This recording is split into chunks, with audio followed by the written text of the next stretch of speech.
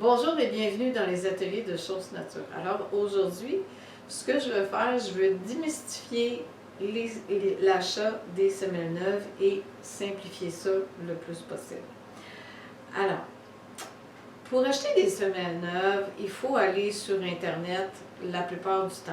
Sinon, vous pouvez voir avec des cordonniers aussi que vous avez près de chez vous. Chaussures dans feutre de laine. Alors, préférablement, ça nous prend des semelles COP. Ça veut dire que c'est des semelles qui sont creuses et qui ont un rebord. Alors, c'est sûr qu'il y a certaines semelles ici, comme ici, elle n'est pas autant, mais un tout petit peu. Et il faut aussi également qu'il y ait suffisamment d'épaisseur pour pouvoir aller coudre parce que nous, on coud les feutres à nos semelles. Alors, voilà. Donc, comment qu'on fait? C'est sûr que moi, en général, puis je vais vous mettre les adresses de qui moi j'ai commandé, les noms des compagnies de qui j'ai commandé sur Etsy.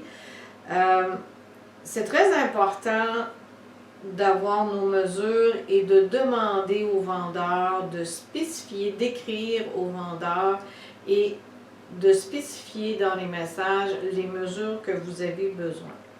Donc,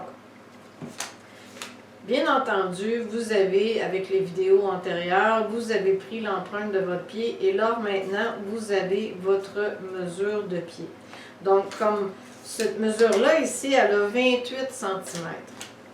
C'est très important pour les chaussures, surtout les bottes en laine, c'est qu'on doit prendre 1 cm de plus pour l'épaisseur du feutre. Alors, ce qui est important de retenir, c'est votre mesure et ajouter 1 cm à votre mesure. Alors, comme moi ici, ça a 28, alors ça veut dire que ça va me prendre une semelle à l'intérieur qui a 29 cm. Alors, c'est sûr, on vient, comme moi ici, je vais vous montrer. Quand on mesure l'intérieur d'une semelle, c'est vraiment à l'intérieur et non pas à l'extérieur. Donc ici, alors c'est bien important d'avoir notre mesure à l'intérieur, comme ça ici. Alors comme vous pouvez voir, j'ai 29, pas tout à fait 29, mais un petit peu plus que 29. Et comme la mesure de mon pied mesure 28 cm, alors avec l'épaisseur du feutrage, ça me prend 1 cm de plus, même si on a quelques millimètres de plus, alors il n'y a pas de problème, ça va aller quand même aussi. Moins, ça serait pire. Plus grand, c'est bien, mais moins, un petit peu moins que, mettons, vu que j'ai besoin de 29 cm, si ça serait moins, quelques millimètres de moins, alors c'est pas très bon. Il vaut mieux que ça dépasse plutôt le 1 cm qu'on a besoin que moins. Donc, en principe, cette semelle-là, elle ferait très bien pour la longueur de mon feutre. Mais, un petit hic, c'est que cette marque-là, ici, qui est une Vibram, alors, elle est faite très étroite. Donc, c'est malheureusement aussi les semelles qu'il y a sur Etsy, malheureusement, ils indiquent pas la largeur à l'intérieur. Certains vont vous indiquer la mesure à l'intérieur, mais pas tous. Il y en a qui vont vous écrire, bon, comme par exemple, un 43 équivaut à du 28 cm et ainsi de suite. Moi, la première fois que j'ai commandé des semelles sur Internet, et je vais vous mettre le lien.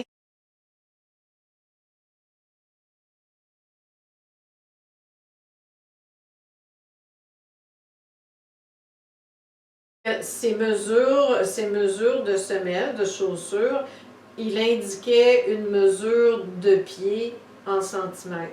Mais malheureusement, ce que j'ai reçu n'était pas du tout la bonne mesure.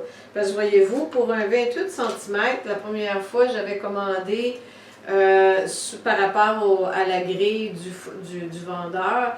Alors, ça me donnait cette mesure-là ici, que j'ai commandée pour ce pied-là.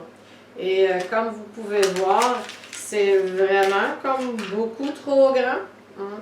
Et voilà. Et les semelles que j'avais commandées pour moi aussi, ben, ils étaient vraiment trop grandes. Alors, donc, voyez-vous, c'est très, très important de spécifier au vendeur que vous avez besoin de telles mesures à l'intérieur au niveau de la longueur. Et aussi, si vous avez un pied large, alors je vous recommande également d'écrire la largeur.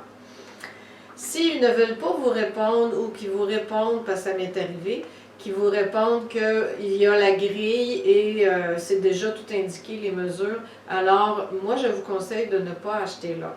Parce que comme je viens de vous l'expliquer, j'ai déjà acheté avec une grille de mesure du vendeur et malheureusement ce que j'ai reçu n'était pas du tout les bonnes mesures. Alors, et tout de même, voyez-vous, c'est que la grandeur ici, ça l'indique, voyez-vous, du 49. Et c'est que dans sa grille, ça marquait que par rapport à ma mesure en centimètres ici, ça me prenait un 49. Et il est vraiment beaucoup trop grand. Une autre chose, c'est ça, c'est qu'il ne faut pas vous fier à la mesure 37, 39, 40, 42 et ainsi de suite.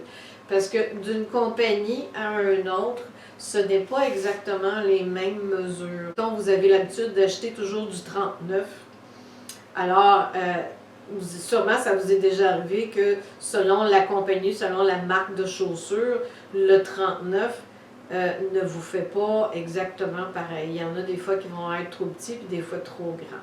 Alors, malheureusement, les compagnies ne sont pas tous égales. Alors moi, je vous conseille fortement de toujours écrire au vendeur et d'écrire vos mesures et demander de vérifier si c'est bel et bien ces mesures-là qui peuvent vous avoir. Et par la suite, à ce moment-là, vous pouvez commander.